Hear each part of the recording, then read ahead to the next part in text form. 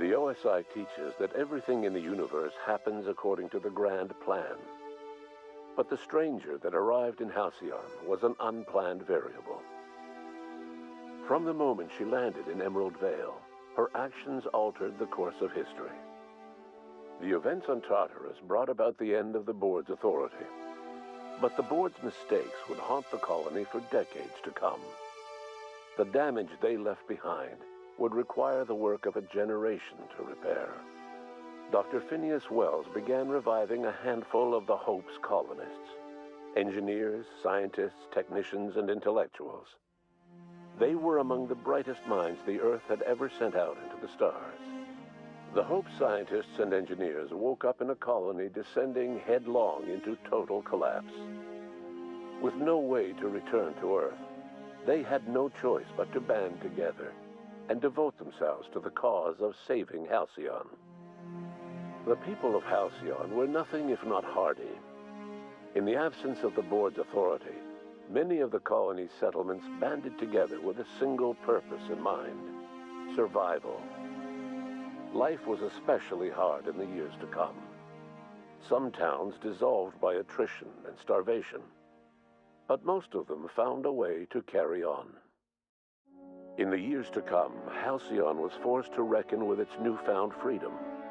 The board was gone, and for better or worse, the colony was responsible for its own destiny.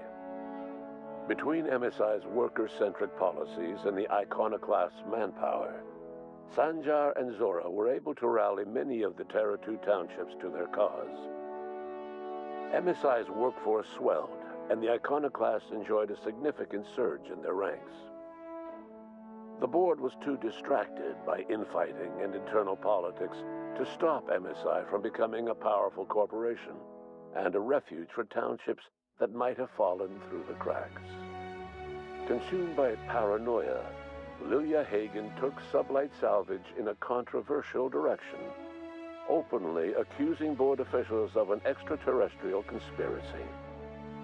One day, an accident at the Groundbreaker's docking bay silenced her forever. Time would tell if her replacement could keep the Sublight family together.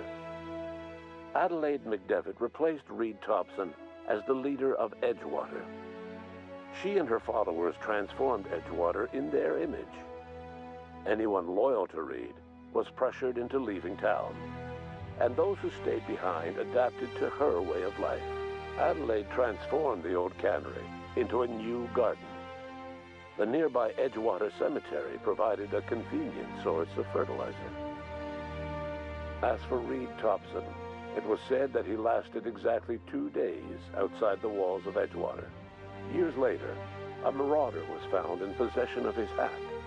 Under the leadership of Junlei Tennyson, the Groundbreaker held firm against corporate influence. The ship's mechanical stability gave Junlei the time to educate a promising generation of engineers schooled in her family's traditions. The future of the Groundbreaker looks promising. The rediscovery of the Hope and the abandonment of the lifetime employment program forced Byzantium to come to terms with some uncomfortable realities about the state of Halcyon. While Byzantines were reluctant to surrender the luxuries they'd grown accustomed to, the board's diminished authority gave them little choice in the matter. Nearly everyone had to learn to make do with less. Some even had to get jobs. It was a dark time indeed.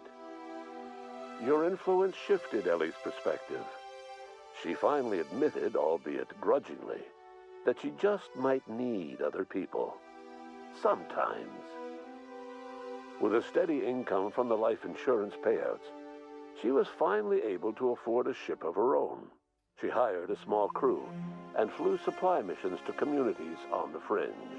Some of them were even legal. Life in Halcyon was sobering for Felix Millstone. The grand revolution he dreamed of never came. There was no great awakening for the colony, no celebrations in the streets. There was only the hard, desperate work of trying to repair a broken colony.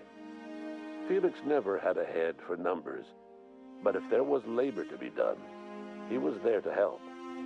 Eventually, Felix realized that the work of a revolution was done with two hands. As much as he enjoyed his adventures aboard the Unreliable, the vicar, known as Max, eventually decided that it was time to move on, to live out the life he had sought so long to create. He knew there were many in the colony who carried burdens much worse than the ones he had struggled with, and he devoted himself to easing their suffering wherever he could. He only ever took up arms again to defend the defenseless. Unshackled from a lifetime of striving and fighting the universe and himself, Vicar Maximilian de Soto was finally at peace. Once the matter with the Hope colonists was resolved, Junlei bashfully asked Parvati if she'd like to join her permanently on the Groundbreaker, and Parvati enthusiastically, if somewhat awkwardly, agreed. The stories of her adventures spread across the colony, and Parvati soon found herself the center of attention. Having served as the engineer of a renowned spacecraft, tramp freighters and wildcat miners sought her out by name, and in no time, she was a fixture in the Groundbreaker's mechanical ecosystem. She and Junlei were never far apart. Nyoka returned to Monarch to take another crack at making a permanent life for herself. She formed the Charon Group, a mercenary outfit of ragtag survivalists and wilderness experts. Anyone in need of a guide or just looking to throw back a beer and swap stories could find her camping on the trail or clearing an infestation.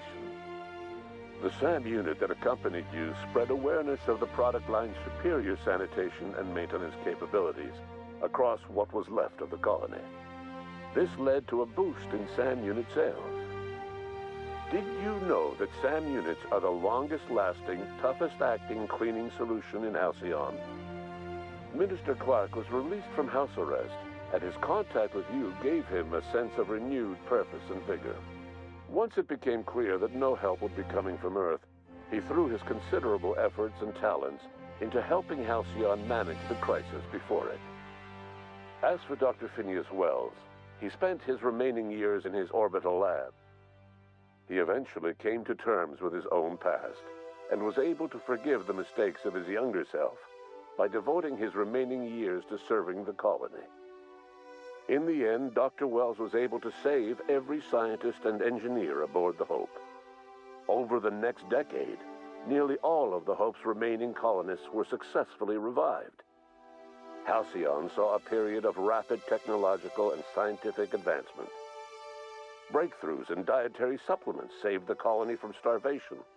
Geoengineering projects and social reforms began to change the structure and character of the colony.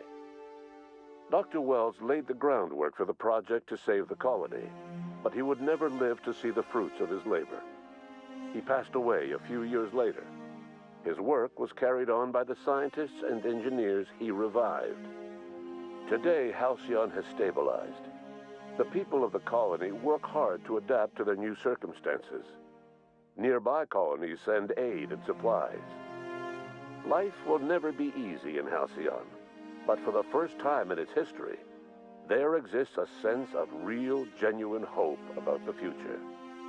And what about you, the unplanned variable in the history of Halcyon?